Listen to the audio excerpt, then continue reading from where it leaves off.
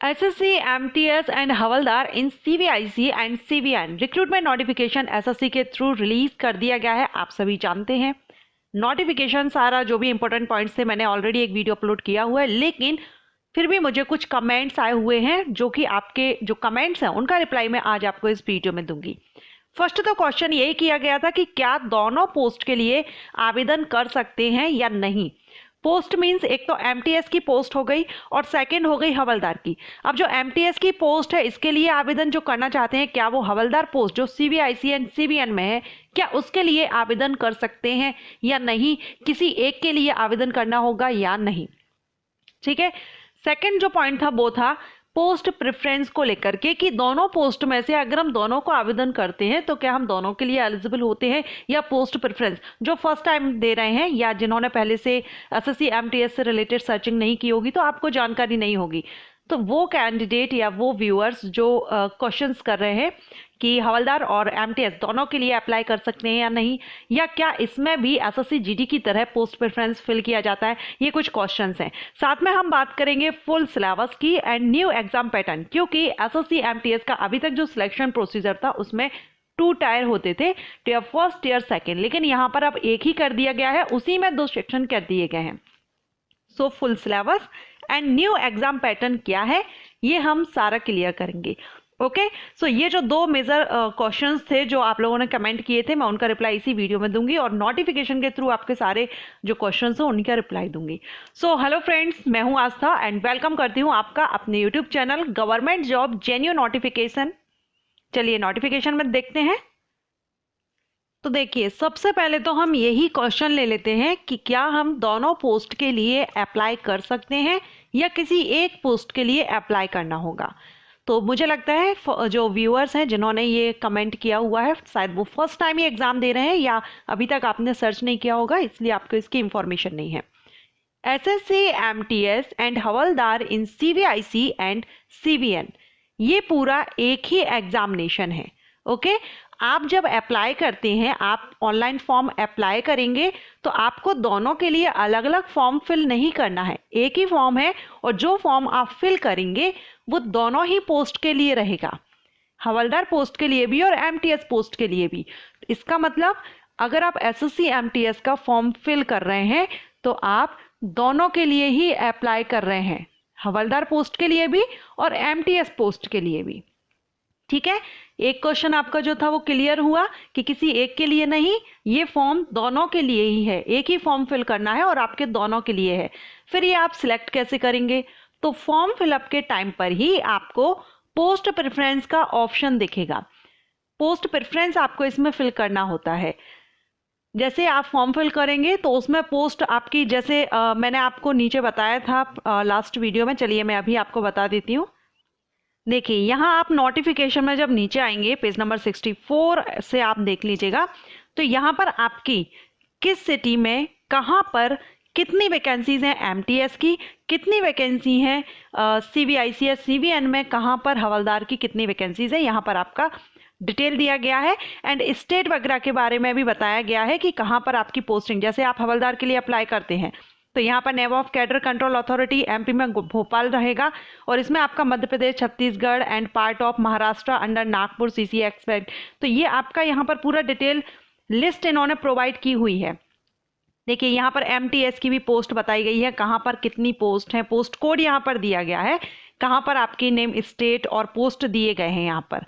ठीक है, अब आप जब फॉर्म फिल करेंगे और कहाँ पर कितनी वैकेंसीज हैं वो भी यहाँ पर आप देख रहे हैं, लिस्ट दी गई है, तो आप एक बार ये लिस्ट चेक कर लीजिएगा। जब आप फॉर्म फिल करते हैं तो आप ये देख लीजिएगा कि आपको कहाँ पर प्रेफरेंस, आप फर्स्ट, सेकंड, थर्ड इस तरह से आपको प्रेफरेंस देना होगा।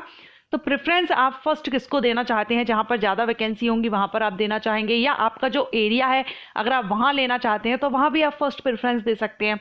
किस पोस्ट के लिए आप फर्स्ट प्रेफरेंस देना चाहते हैं।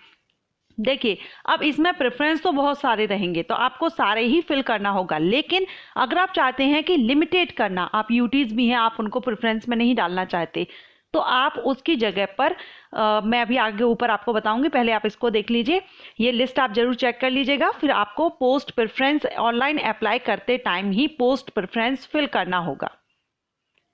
अब देखिए यहाँ पर आपको पोस्ट प्रेफरेंस फिल करना है, जितने बॉक्सेस आपको, क्योंकि वहाँ पर जब आप फॉर्म फिल करेंगे तो वहाँ पर बॉक्सेस दिए रहते हैं फॉर्म फिलअप के लिए, उसमें आपको कोड देना होता है, पोस्ट कोड वगैरह सारे अभी हमने लिस्ट में देखे थे, सभी के कोड दिए हुए हैं, वो आपको वहाँ पर फिल करना होता है। अब आप अगर किसी भी प्रेफरेंस को आप फिल नहीं करना चाहते, जैसे कि यूटीज में आप नहीं जाना चाहते, तो वहाँ पर आप कहीं भी जो भी आप नहीं चाहते वहाँ पर आपको इस तरह से एक्स लिख देना होगा। ये आप देख रहे हैं इस तरह से, यानी नो चॉइस। ये अगर आप जिसको भी खाली छोड़ना चाहते हैं तो आप उसको ब्लैंक नहीं छोड़ेंगे, आप उसको नो चॉइस कर देंगे। वैसे आप सारे प्रेफरेंस दे सकते हैं, लेकिन अगर आप नहीं देना चाहते किसी को प्रेफरेंस तो उसकी जगह आप लिमिटेड प्रेफरेंस भी दे सकते हैं। आप 6 देना चाहते हैं 6 दे दीजिए, 10 देना चाहते हैं 10 दे दीजिए, जितना आप प्रेफर करना चाहते हैं उतना प्रेफर कीजिए, और जिसको आप नहीं करना चाहते वहां पर आपको एक्स लिख देना होगा।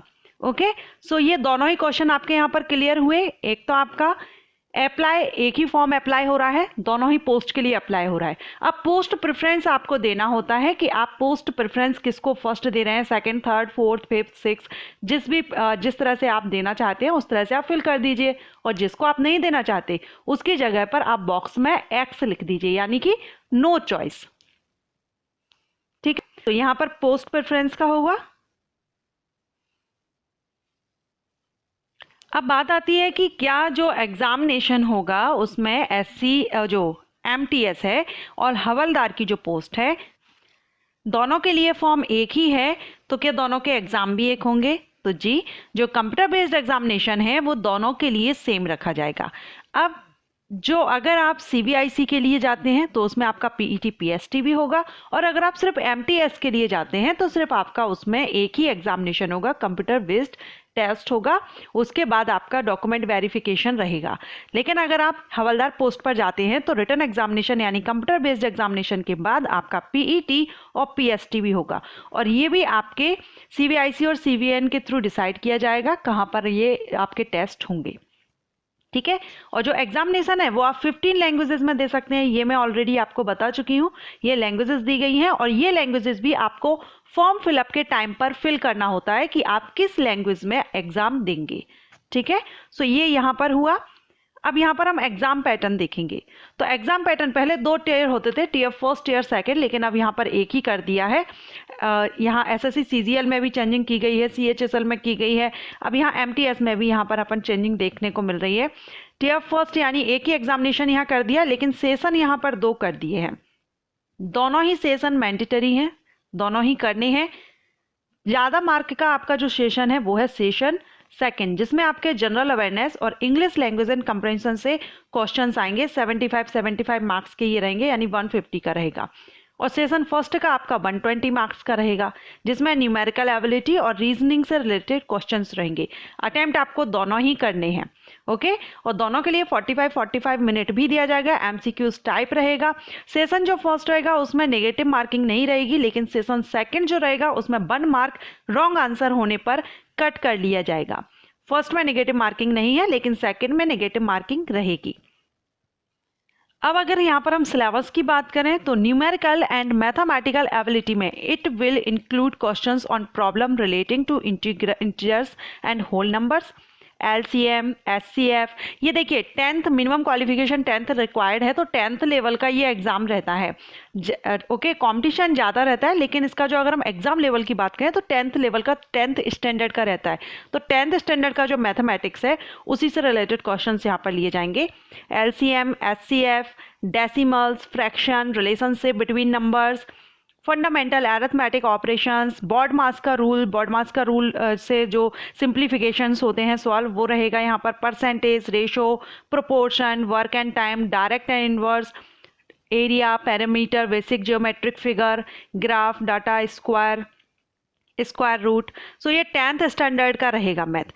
Reasoning ability and problem solving, ये भी आपका, इसमें आपके जो क्वेश्चंस किए जाएंगे, इसमें जो आपके बेसिकली जो क्वेश्चंस बेस्ड रहेंगे वो broadly based on alpha numeric series, coding, decoding, analogy, following direction, similarities, verbal reasoning based on diagram, and age calculations, calendar, clock, इस तरह से रीजनिंग क्वेश्चंस आएंगे। जनरल अवेयरनेस में the word coverage of the test will be on social studies, ये भी 10th standard का रहेगा, social studies से रहेगा, जिसमें history, geography, art, culture, civics, economic, general science and environmental studies up to 10th standard. So आपको ये general awareness के लिए 10th स्टैंडर्ड तक की जो एसएसटी है वो आप यहाँ पर अच्छे से पढ़ लीजिए। 10th स्टैंडर्ड का ही सारे सब्जेक्ट जो भी यहाँ दिए गए हैं 10th स्टैंडर्ड का रहेगा। सो आप 10th लेवल की जो भी बुक्स हैं अच्छे से रीड कर लीजिए, और कॉम्पिटिशन जो बुक्स आती हैं एग्जाम्स के लिए वो भी आप ले लीजिए। इंग्लिश में भी जो ग्रामर पूछी जाएगी वो भी आपकी 10th लेवल की ही रहेगी, जैसे कि synonyms, antonyms, sentence structures, okay, and correct usages, vocabulary, English language, its vocabulary, इस तरह से ये 10th लेवल का ही रहेगा सारा सब कुछ। अब यहाँ पर अगर आप MTS के लिए अप्लाई करते हैं तो आपका एग्जामिनेशन होगा, हवलदार के लिए करते हैं तो यहाँ पर आपका फिजिकल होगा। और यहाँ पर एक और है कि फिजिकल एफिशिएंसी टेस्ट में जो हवलदार की पोस्ट है CVIC और CVN, इसमें यहाँ पर 1600 मीटर इन 15 मिनट्स, 1600 मीटर इन 15 मिनट्स यहाँ पर रेस वॉकिंग की गई है।